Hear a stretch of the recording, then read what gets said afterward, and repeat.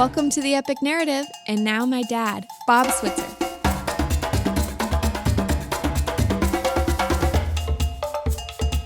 Here's Bob. Good golly, Miss Molly, look at this. We are already on 1 Samuel 25. Now, I think we're on episode 19. So just to be fair, when I first started doing this, right, we were in the first wave of quarantine from COVID-19. Right, everybody was supposed to stay home for 2 weeks.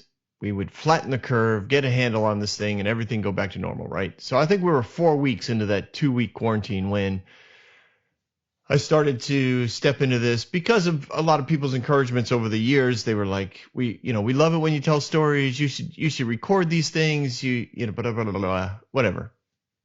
Anyway, so I started. I was like, yeah, you know what? I could do that. Let's do that.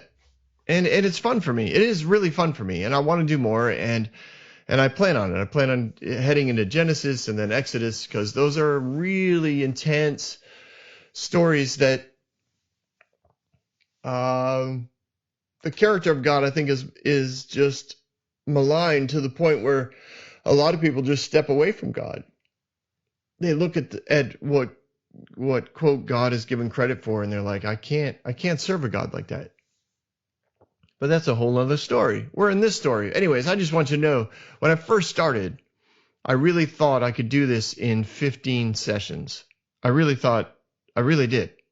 And I know the story of David, and I knew it, and I was like, yeah, it'd probably be about 15 podcasts.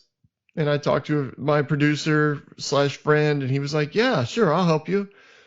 I was like, great. So I'm starting to break down the epic, and I remember getting, I think I was like on the 12th or 13th little outline that I do for each episode, and I was like, oh man, this isn't going to happen in 15. So then I thought, well, maybe in 20, and it didn't happen in 20 either, just so you know, because we're on episode 19 right now. We're not going to finish in 20. It's probably going to go for a year, once a week for a year. It's ended up being right around 52 or 54 what I call episodes. I mean, that's what I called them when I outlined them. I'm almost on target as far as the outline that I put out on paper, but it's way longer than I thought, but I like it. It's like, wow, when do I ever get a chance to do this? Like, literally tell the whole story from beginning to end without a time limit. Most of the time I have a time limit. And I know most of these are going about 50 minutes. I really thought each one would go 30. I thought it'll probably go about 20, maybe 30 minutes. And now it's almost a given. I'm going to go about 50. Sometimes I go over an hour. Sometimes, I think once so far, and you guys would know this better than me, but I think once so far I'm at 38 minutes. So under 40 minutes, one session. This is honestly, to me, it's funny. I'm not upset by it because it's just me talking. So I don't have any pressure, which is awesome. But it is funny to me, and I thought I'd share with you. We're not going to be done in 20 sessions. And if you started listening to this and you want to hear the whole thing, you're probably committed to the rest of the year. Now, we'll leave it up at this point. I'm pre-recording. We're trying to get a bunch of them in the queue, all produced and ready to go, so that if in the year I want to take a week off or a couple weeks off, hang with the family or something like that, I'm not under any pressure to find a place to record and do the story. So anyways, I appreciate you guys listening. I love doing this, and I hope that you're enjoying listening, and always feel free to reach out to me. I do want to continue to do bonus podcasts based on your questions and your interactions. So we'll revisit aspects of the story. If you have different views on it and you want to get my more detailed responses to my particular, framework filters that I run these things through, absolutely. You want to know more about my journey or my family or whatever, like feel free to ask me whatever, and we'll interact with them. And those might not be as wonderfully produced as the current ones because they'll probably be more on the fly. But yeah, keep up the interactions, and as always, I will keep adding periodically to my Bob Thoughts page on Facebook because those are short and sweet, and they're just thoughts I have. I like to throw those out just for fun. All right, enough about your self-promotion, Bob. Let's go on with the story. 1 Samuel 25. Here we go. Now Samuel died. Yikes. What a horrible way to start a story. And all of Israel assembled and mourned for him, and they buried him at his home in Ramah. And David moved down into the desert of Paran. So there you go. There's a lot in that verse. There's a huge amount of information in that verse. This is one of those verses, once again, it's an outline. It's not the story. So Samuel died. Samuel maintained his role as spiritual leader of the nation. He did not have a role in the governing of the nation like he did for years before Saul became king. And probably what he hoped to be was a part of Saul's governing, part of his counsel, part of his life. But I believe Samuel had, I mean, this goes way back to the earlier podcasts, but I think Samuel had a personal issue with being replaced. I think he took offense.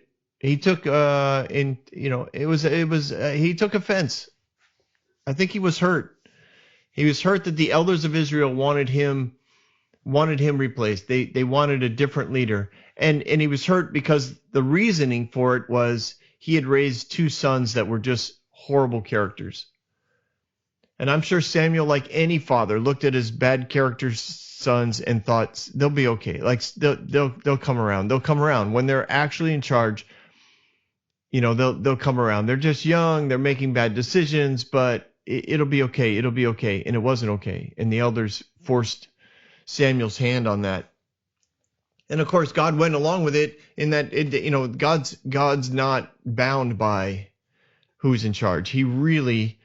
The circumstances of government are just that. They're just circumstances. They're not immune, regardless of what's going on. They're not immune to the goodness of God to override them. They're not immune to the goodness of God to influence them, and they're not immune to the light of God, the light of His goodness, the light of His love. He can show up anywhere and remove the darkness. So anyways. So that's Samuel. I got stuck on Samuel. So Samuel continued to be the spiritual leader of the nation. He centered out of Ramah. He had a school there. That's where David went. That's where he was protected. We visited that mindset of why David didn't go back. We still don't really know, but the choice was David's choice, and he was free to do that. And God's clearly with David where David is currently, out in the wilderness.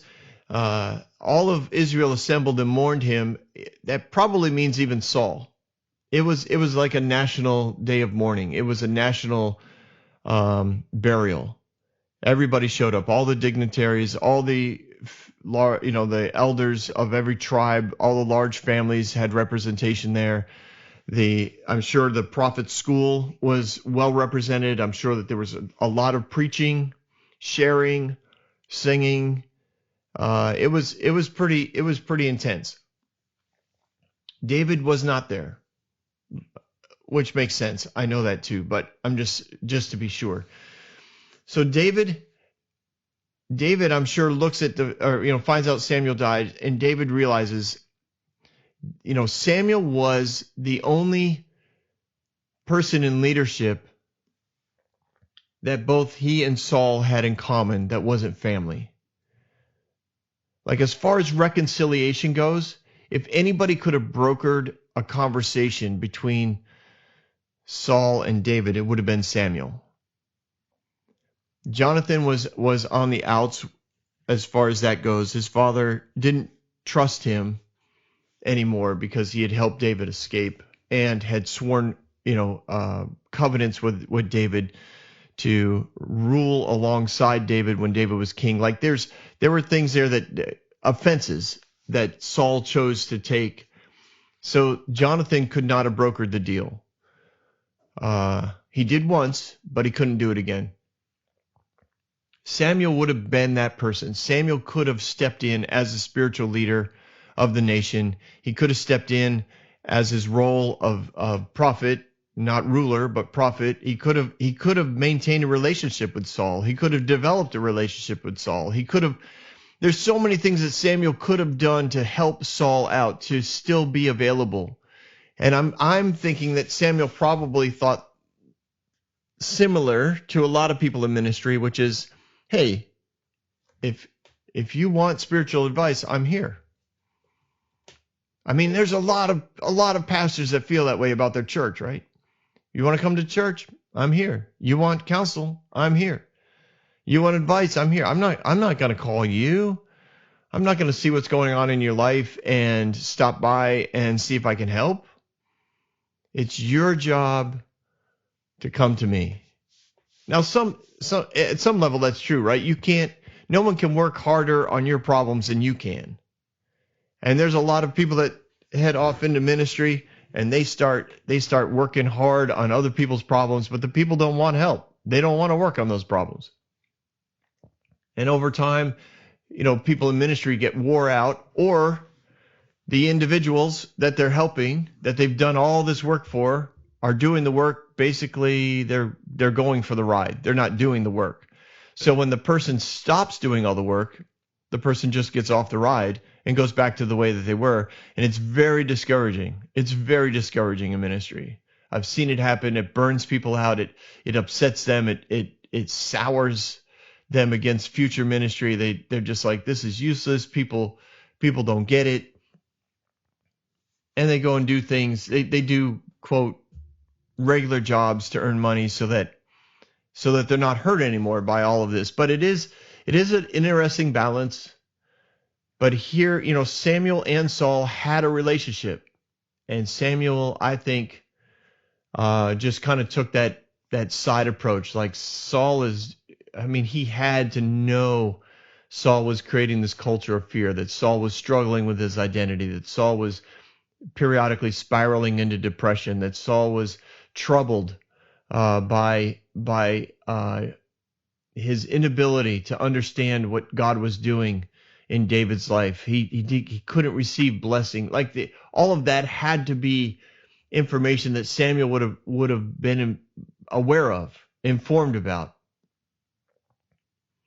And in the end, he just said, well, if Saul needs help, he can come find me.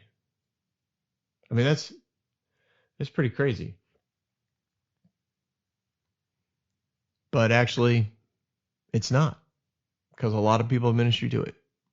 But you'd think, well, but this is Samuel. I mean, he's the prophet of God, right? And he had the freedom to make this choice. But David sees that Samuel's dead, and he's like, wow, if anybody could have brought us together, Samuel could have. I'm guessing Saul and I will probably never reconcile at this point. I'm probably never going to get more than just left alone by Saul. And he had been. Saul had been leaving David alone. So David moved down to this desert of Paran, which is basically in the Sinai Peninsula. So he hangs out down there, and he basically becomes a protector of land and livestock. He takes his 600 men. They move their families. They find adequate housing, adequate provision for probably, at this point, he's probably pushing 1,500 with women and children, maybe more. hanging out. I mean, he literally is traveling now with like a small village. And his men took up a job that was not unusual for people of their type of refugee slash nomads. They were trained warriors. Actually, secular history books look at this time and they call them mercenaries. They were, hired guns, and we'll see more of that later, where that is actually a very legitimate description of what they are. But currently, what they did was David took up a role that he would have been familiar with because he was a shepherd, but they took up a role of protecting the land and the livestock on that land. They protected them from the Philistine raiders, from those that traveled to and from the markets. The roadways were safe, the highways were safe, the campgrounds were safe, the livestock were safe. They were mercenaries. That's really what they were, and everybody knew it. But there was one particular man who was incredibly wealthy and had a huge plot of land there at Carmel. And he had 1,000 goats and 3,000 sheep, which is insane. Honestly, this is a very, very wealthy man. And he's from the tribe of Judah. So David's in a place where, in concept, everybody's kind of related. It's family. Now, all of his refugees aren't necessarily from the tribe of Judah. The mighty men aren't from the tribe of Judah, but he is, and he's their leader. And so the tribe, the men of Judah, the elders of Judah would have known, well, David's protecting the land there in the peninsula. Not that they would have called it Sinai Peninsula, but they would have known where he was there in Carmel. And this guy's name was Nabal, and his wife's name was Abigail. And I love the fact that the Bible, the writers of this scripture in the whole story want to make sure that you have this in your outline, that she was an intelligent and beautiful woman. I think that's awesome because, listen, in the kingdom of heaven, everyone is of equal value. Men, women, doesn't matter your skin color. You're all of equal value. Now, it doesn't mean we're all uniform. We're not all the same, but we're all of equal value. That's the way God views this.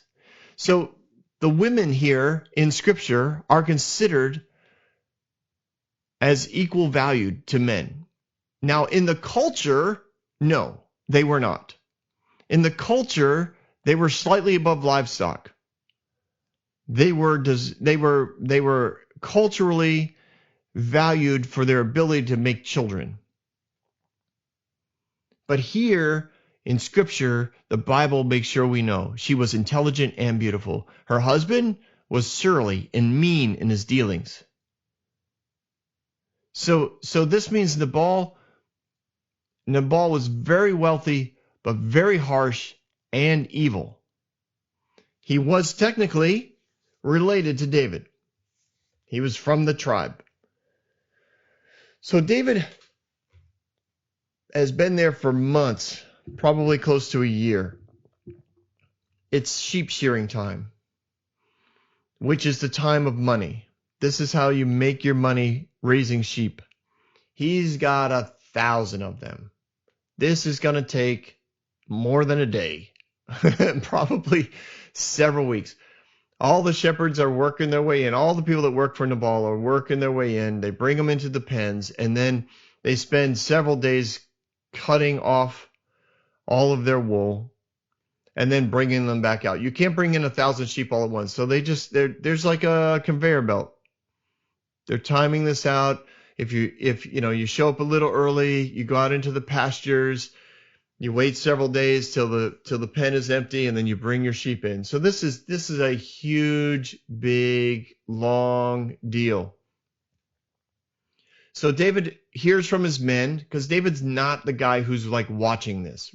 He's overseeing 1,500 to 2,000 people. He's got a lot of stuff to keep an eye on. He doesn't need to be out protecting anything. He's got men that are highly capable warriors protecting everything. And he gets word back as he would from anybody that they're protecting, not just Nabal. Like sometimes when you read this, you think this is the only guy he's protecting. No, they're protecting a lot of people. So whenever there was sheep shearing going on, he would get word back. And then David would respond because these are family members. He would respond because he's family. He would ask for compensation for their role as protectors. This was common. This was expected. Everybody else was probably on board with this. They would give a portion of their wealth, or they would give some of their sheep. Like there was a way to pay these guys for protecting them, because they didn't lose any sheep. They didn't lose any men. They didn't lose any money. The wild animals were kept at bay. The raiders were kept at bay. The marketers and tradesmen were able to travel without fear. Whenever that happens, when fear is removed and protection is given, wealth just continues, favor continues, blessing continues. This was happening to the region that David and his men were protecting. And so David hears that Nabal is shearing his sheep. So he sends 10 young men, a representation of him and all the men that have been protecting. And he goes, go to Nabal at Carmel, greet him in my name, remind him, basically, we're relatives, my name. He says, long life to you, good health to you and your household, and good health to all that is yours. So basically, we hope everything's going great. Like, bless him. Don't go in demanding. Don't go in rude. Don't go in like some of us would consider like something from Narcos or back in the day, Goodfellas or The Sopranos. Like, don't go in rude. Don't go in with your swords out, reminding him of what we've done for him. Go in and bless him. Just go in and talk. Like it's a group of 10 guys. We're letting them know that we're not to be messed with, but we're not going to go in and be rude. We're going to go in and be kind. We're going to be thoughtful. We're going to bless them. So that's what they do. And he says, so tell him that we heard that he's shearing sheep, and let's remind him of what we did. When your shepherds were under our care, we did not mistreat them. The whole time that they were on your property, nothing of theirs was missing. See, sometimes guys that would take on roles of being protectors would take in early payment, so to speak. They would steal stuff. They would take the sheep early. They would say, well, I got to eat. I'm taking that one. And there was nothing the shepherds could do. These guys were usually well armed, and they outnumbered them. I mean, they might have had a sling. They could have taken out a couple, but they probably weren't going to live long if they did that. So he's reminding them, listen, we treated people well. We protected your people. We made sure nothing of theirs was stolen. They could leave their belongings, by their sleeping areas and be there. It'd still all be there when they got back. Nothing was taken.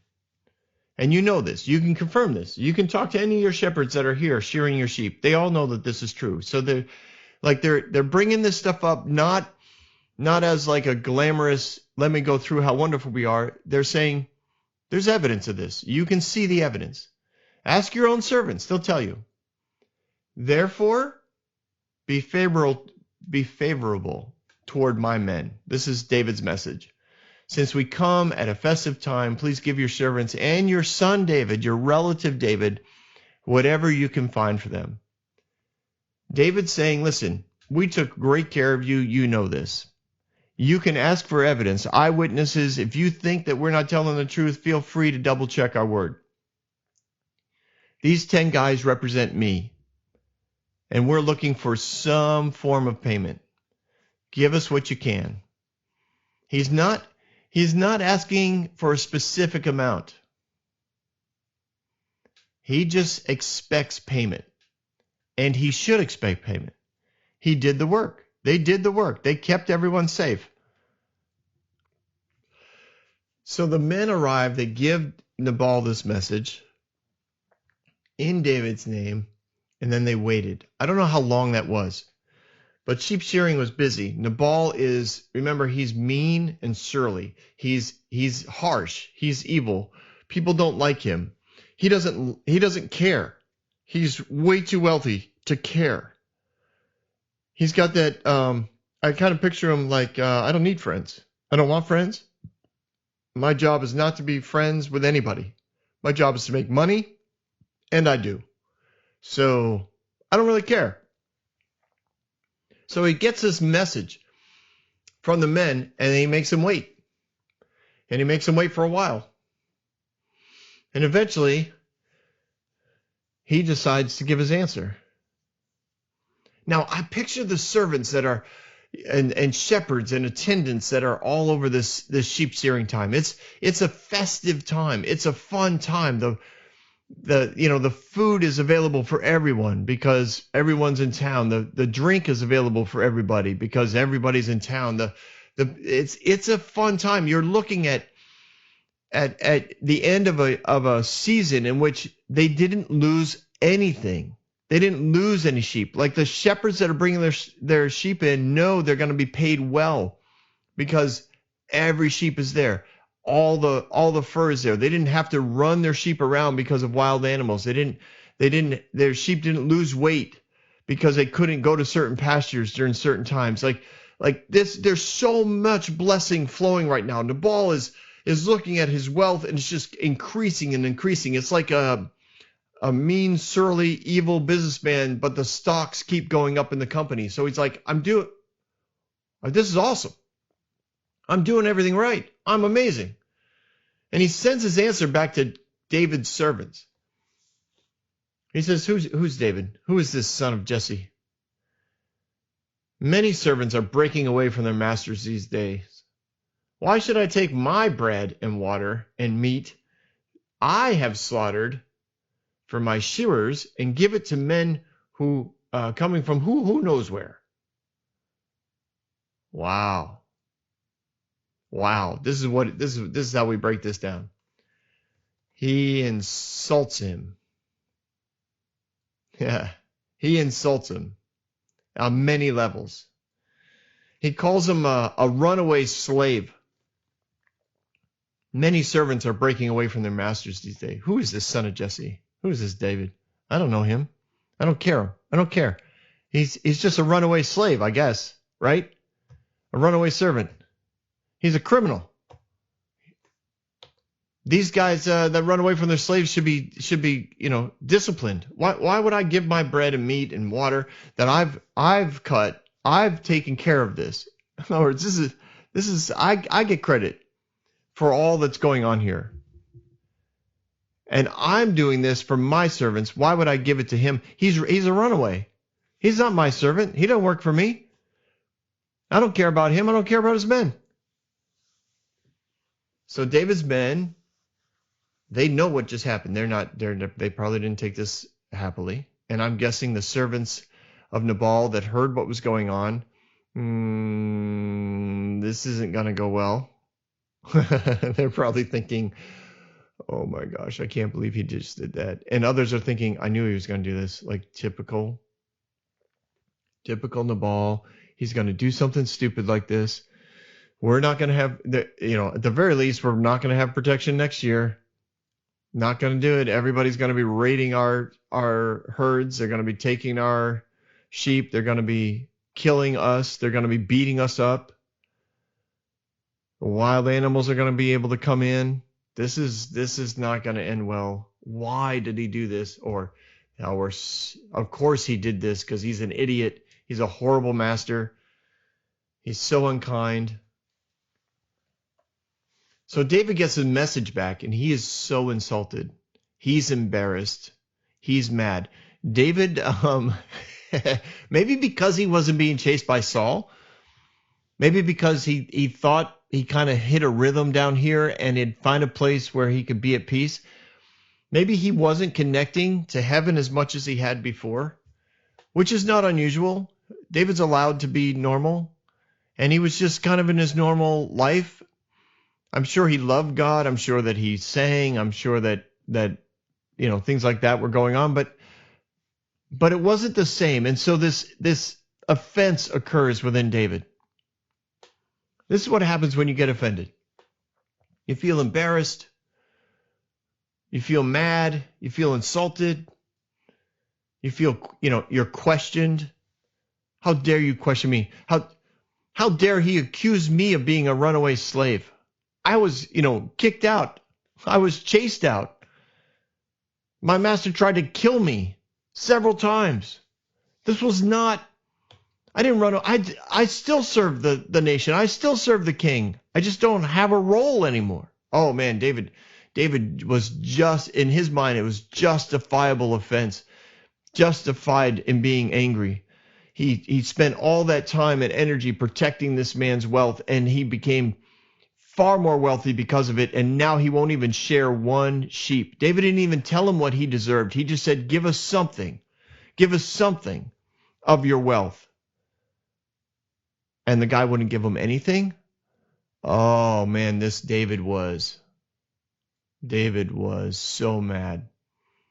He says, each of you strap on your sword. So they did. They were excited. I think that's the nuance of the Hebrew here. It's like, yes, we're going. Like these guys, I picture them mounting up on their horses. It says David strapped on his as well. About 400 of them went up with David, while 200 stayed back with the family and supplies.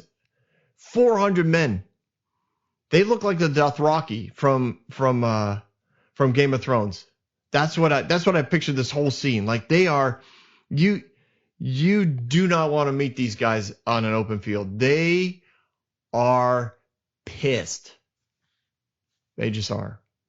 They're remember, they're warriors, right? They've been trained by David to kill. It's been a while. As far as we know, it's been since they protected that town that eventually was going to turn them in anyway, so they had to leave. And then they had the chance to kill Saul and take on 3,000 soldiers, and David wouldn't let them do that.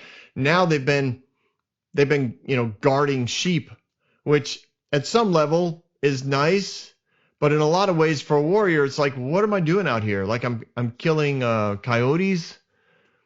Took out a few desert rats.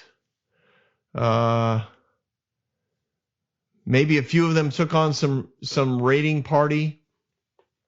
But trust me, word got around what was, who was protecting all this huge tract of land, and they went to easier pickings. They went to places where it was easier to get stuff. They weren't gonna miss. These guys were itching for a fight. These guys were strapped and ready. And when David strapped on his sword, oh man, game was on. Game was on. It was, what was that guy's name? Kalai from Game of Thrones, the lead Dothraki. Anyways, that's what I picture. That's what I see here. Hair's flying. He's got his hair strapped back, but it's long and it's flowing, and you got just the strappings, the look, the sandals.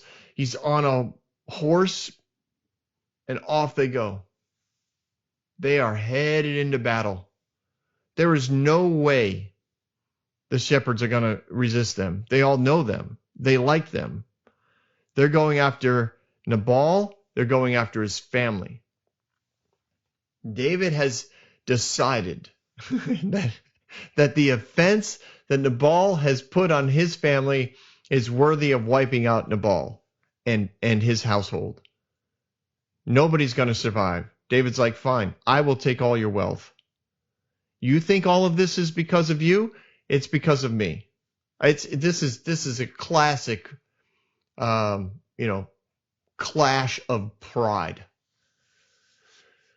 So one of the servants who saw this whole scene of Nabal insulting David and sending his men back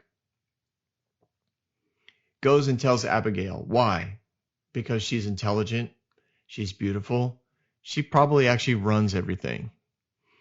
Nabal is later on described as overweight, so he's just fat, lazy, rich, prideful, arrogant, mean, unkind. Like, the only reason why he got Abigail as a wife is because I'm sure arrangements were made so that her family could be connected to such a wealthy man. So she's running everything, and one of the servants goes to her and says, listen, so David sent messengers from the wilderness, and he gave your master, he treated everybody nicely. They spoke nicely to the master. They asked for compensation for the fact that they've protected us all these months, that we didn't miss anything. Everything has been protected. They didn't even ask for early payment. They didn't manipulate us. They didn't steal stuff from us. They waited until now, and they came and they gave the master greetings. That's what that phrase means. They explained everything, and then they waited, and he hurled insults at them. And again, the servant reiterates, these men were so good to us. They didn't mistreat us. Night and day, they were a wall around us the whole time. Like, now think it over. See what you can do. Because we're all about to die. Like the phrasing in the scriptures, like, disaster is hanging over our master and the whole household. We're all in trouble because he is so wicked. He's so unapproachable. None of us can talk to him. None of us could explain, listen, Nabal, these guys were really good guys. We should pay them for what they did. We would never have this many sheep at the sheep shearing festival if there wasn't for them. So Abigail gets it right away. She starts acting quickly. She knows the servants have to go tell David. David's going to have to respond. I've got a few minutes here to put something together. She took 200 loaves of bread. Now, this speaks to her wisdom, but it also speaks to the amount of food that was already prepared for the festival of sheep shearing. She took 200 loaves of bread, 2 skins of wine, 5 sheep that have already been cooked, 5 sheaths of roasted grain, 100 cakes of raisins, 200 cakes of pressed figs. She loaded them onto donkeys. Again, this had to take more than 5 minutes, people. She probably put this together in a couple hours. She puts it all together, and she told her servants, all right, you go head toward David. I'll follow you. But she did not tell Nabal. She's making sure everything's going to run smoothly. All Nabal's going to do is do what he always does. Sit in his tent, be served wine and bread and cakes and food whenever he wants, and be rude to people. That's what he does all day. I'm sure he had business dealings. People had to deal with him. He was the wealthiest man in the region. I'm sure people came and went from his tent. I'm sure that he was setting the price for his wool, because his wool was so much better than everybody else's wool. Whatever. So meanwhile, right, David's riding with his men. She comes riding on her donkey into a ravine. There's David and his men. It says descending toward her. So they come up over the top of the ravine. They're headed into the ravine. She's in the ravine. There's 400 men coming at her. All this food is kind of out in front of her. David is still upset. Like, he's still in this self-pity mode. He's like, it was useless taking care of this guy's property. All in the wilderness. Making sure nothing happens to them. And he pays me back evil for the good I've done. And he makes a promise to God. May God come after me if I did anything so bad. And if by morning any male in his household, see, he's going after the household, not the servants. He's going after anybody that's related to Nabal. He's going to wipe them out. If anybody in his household is still alive, may God judge me for not doing a complete job. He feels so justified in killing people right now. This is his choice. He's free to make this choice. It's not a good one. It's not a wise one, but he's making that choice. And Abigail sees David, and she quickly gets off her donkey and she starts bowing down to them. She bows down to David. Her face is on the ground. So David's riding, right? He's riding hard.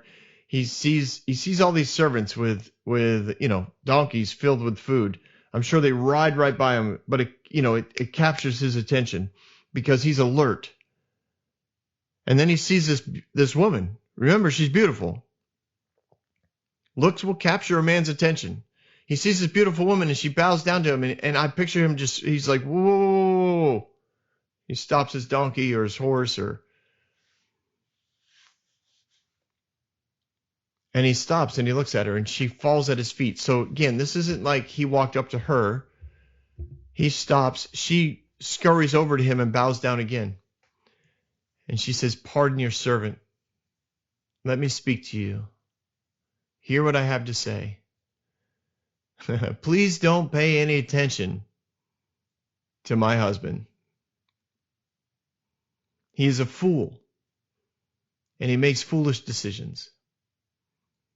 I did not know that your men had come. In other words, I run the show. I make these decisions. My husband is an idiot. He doesn't understand the ramifications of his decisions. I didn't know that you had sent men. If I had known you had sent men, I would have taken care of them. Since the Lord has kept you from killing anyone, please connect with me. Let's you and I, talk. With your own hands, may your enemies and all those who are intent on harming my Lord be like Nabal. Let this gift, which your servant has brought to my Lord, be given to the men who follow you." She's like, "Please take all this food and enjoy it. There's plenty here for everyone. Please forgive my presumption." And she goes on to remind David of his calling. She reminds David of his reputation, right? Even though someone is pursuing you to take your life, the life of my Lord will surely be secure in a bundle of living, in the bundle of the living by the Lord God. She's like, the lives of your enemies, he will hurl away from you as a rock from a sling. He's going to fulfill everything he's promised you regarding you being appointed over Israel. You don't kill needlessly. You don't kill enemies. You let God avenge you. When the Lord has brought you success, just remember me, your servant. Like she lays out David's reputation. She lays out David's calling. She reminds him that everybody knows that he has been anointed by Samuel and called of God to be the next king of Israel. She basically says, you don't want to kill Nabal. He's an idiot. He's a fool. It's just going to destroy your reputation. For what? He's not worth it. Take the food. I'll give you more. There's plenty where this came from. Just don't do what you came here to do. It's beautiful what she does. And it gives David a chance to breathe. He backs down. He backs down because she's right. He says, "You know what? Praise the Lord. God has sent you to me today. May you be blessed for your good judgment in keeping me from bloodshed this day, from avenging myself with my own hands. Otherwise, who would have kept me from harming you? I would have done something stupid. If you hadn't come out here quickly to meet me, trust me, not one male relative of Nabal would have been alive by tomorrow morning." He's like, "You're right. You're right on all counts. You are wise. You are beautiful. I appreciate the fact that you came out here and meet me today to keep me from doing something stupid. There's not many people like you on the planet. So David accepted all the food, and he said, go home in peace, and I grant your request. When I'm king, I'll remember you. So the men, they all leave. Like, I don't know if they were happy or not, but at least they had food. And they all leave. They go back to their families, to the other 200 guys that were with them, protecting their stuff, and they all sit down and they eat, and they're having a great meal. So Abigail goes to Nabal, and he was in his house holding a banquet like that of a king. Like, he just had this supulence, extravagance, just huge, generous portions. And he partied all night. So she didn't talk to him then because he was just drunk and being the fool. And the next morning, when he was sober and she was in his presence, she was like, so, yesterday, I took care of a few things for you. You know those servants that you sent away? The fact that you insulted David? And he's probably thinking, yeah, I insulted him. How dare he assume that I would pay him for his right? He's a runaway slave. That's what I call him, a runaway slave. Rawr. She's like, yeah, well, I just want you to know he was here. He was on his way here with 400 men. And they were going to kill you, and they were going to kill your sons, and they were going to kill your brothers.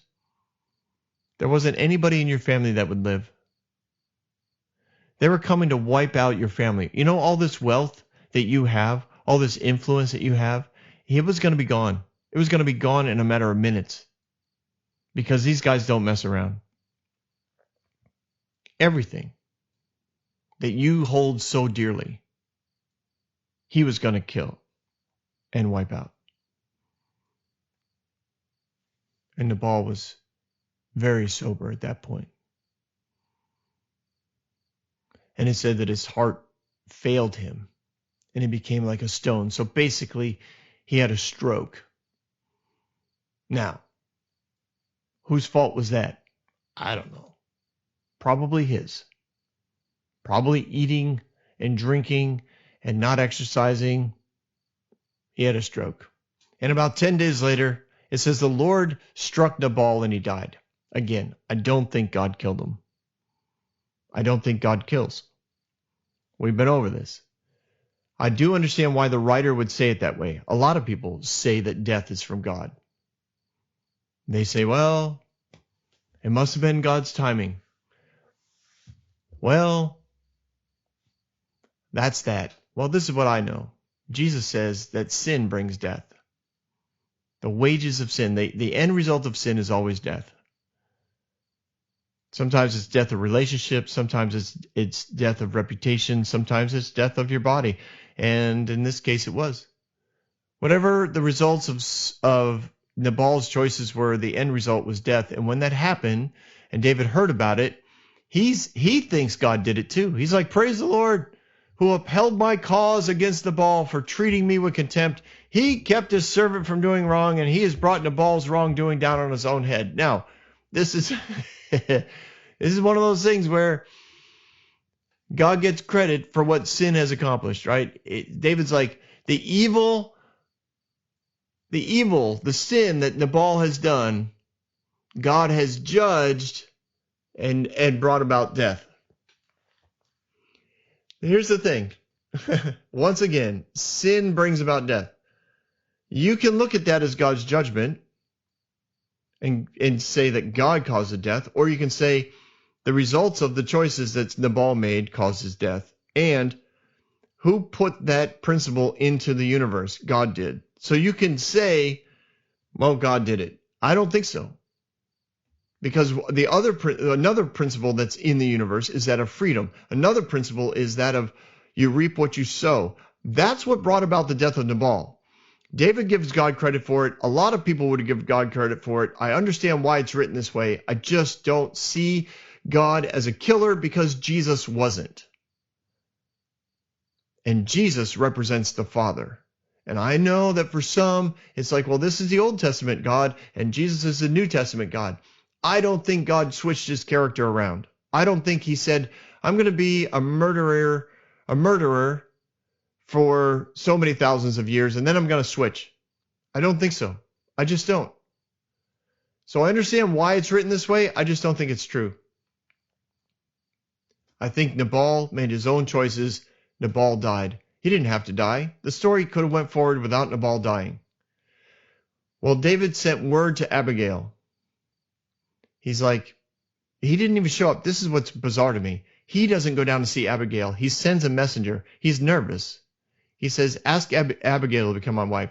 Her beauty was captivating. Her wisdom was like beyond comparison. He's like, I need that woman in my life permanently. So servants went down, said to Abigail, David has sent word to you. He'd like you to become his wife. And she bowed her face down. She goes, absolutely. I'm ready to serve. I will wash the feet of my Lord's servants. And so she did this whole illustration of how much she loves David and would serve him and attend his affairs. She would take care of his household. She would use her wisdom as she did for Nabal, but she would do it for David. And Abigail quickly got on a donkey and took 5 of her female servants with her, and she went with David's messengers and became his wife. So Nabal's dead, so his relatives are dividing up everything's being divided up. Abigail's going to probably end up just being given to somebody else to be a servant. She's just going to be on her own. Again, culturally, that's what happened. I don't think biblically, I don't think that's the way God views Abigail. She's beautiful. She's wise. She's, highly valued in heaven. But culturally, she was just going to be swept aside. She was one of the items that Nabal owned. What do I want to say? She was a commodity. She was, Bob, come up with a word. Oh, anyways. So she takes this offer. She goes with David. She marries him. Now, David had also married another woman. We get word of that here at the end of the chapter. So now he has 2 wives. And meanwhile, back at the palace, Saul, given his daughter Michelle, the one who had married David, he gave her to another guy named Petali. So in order to, again, I think, embarrass David, to cut him off from being part of the family, he was now an enemy of the family. He took the wife that made him part of the family and he gave her to somebody else. He gave her to another relative so that there was no question, that David was on the outs. He would never be invited back in. And that's the end of this amazing chapter. This amazing chapter where we just see how sometimes when you allow offense to get in, it's going to cause death. Now, in this particular case, we see that literal death was about to occur. But wisdom and the beauty of wisdom will keep you from doing things that shouldn't be done. And David not only was offended and was about to do something stupid, but he allowed wisdom to come in. He allowed himself to be reminded, to be thankful for what God has done, and then to be reminded of what God called him to be. And in that recognition of who he was called to be, he knew, wait a minute, this is not how a child of God behaves. This is not how somebody who's associated with the God of love behaves. And that's the essence of how you overcome sin. Even if it's habitual sin, you look at it and you say, you know what? This is not how a child of the King behaves. This is not how a prince of heaven behaves. I know it's what I did, or I know it's what I was attempting to do, but it's not who I am. I am a child of the King. I am called of God to be a ruler. I am a lover of people because God is a lover of people. And you turn things around and you go back. And that's what David did. And that's what the wisdom of Abigail teaches us. And this is just a great story. A great story in the middle of an epic story that we will continue the next time. Hey everyone, thanks for listening. If you like what you heard, you can subscribe to this podcast on any platform you use. You can also reach out to Bob for questions or booking at thebobswitzer.com or email him at thebobswitzer@gmail.com. See you next week, guys.